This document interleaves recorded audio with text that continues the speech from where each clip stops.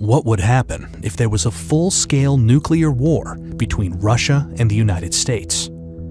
Based on non-classified data, the aftermath might go something like this. When one side launches nuclear missiles, the other side detects them and fires back before impact. U.S. submarine-launched ballistic missiles from west of Norway start striking Russia after about 10 minutes. And Russian ones from north of Canada start hitting the U.S. a few minutes later. The very first strikes are high-altitude EMP attacks, frying electronics and power grids by creating an electromagnetic pulse of tens of thousands of volts per meter. The next strikes target command and control, as well as nuclear launch facilities. Land-based intercontinental ballistic missiles take about half an hour to arrive. Major cities are targeted, both because they contain military facilities and to stymie the enemy's post-war recovery. Some cruise missiles take hours to reach their target. Each impact creates a fireball about as hot as the core of the sun, followed by a radioactive mushroom cloud. These intense explosions vaporize people nearby and cause fires and blindness further away. The fireball expansion then causes a blast wave that damages buildings, crushing nearby ones. The United Kingdom and France have nuclear capabilities and are obliged by NATO's Article 5 to defend the US. So Russia hits them too.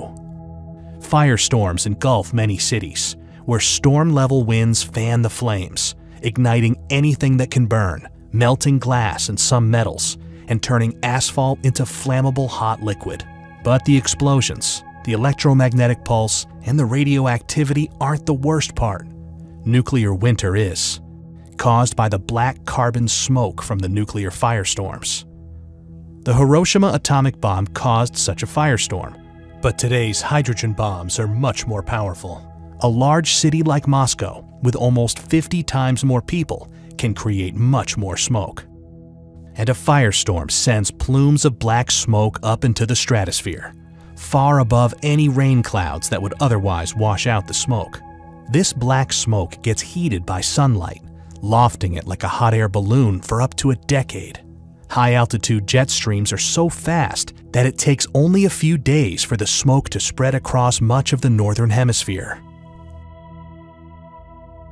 In the meantime, Earth gets freezing cold, even during the summer, with farmland in Kansas cooling by about 20 degrees centigrade or 40 degrees Fahrenheit, and other regions cooling almost twice as much.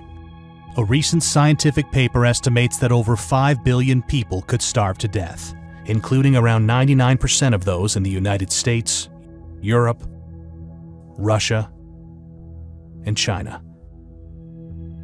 We obviously don't know how many people will survive a nuclear war. But if it's even remotely as bad as scientists think, then it has no winners, merely losers. It's easy to feel powerless, but the good news is that there is something you can do to help.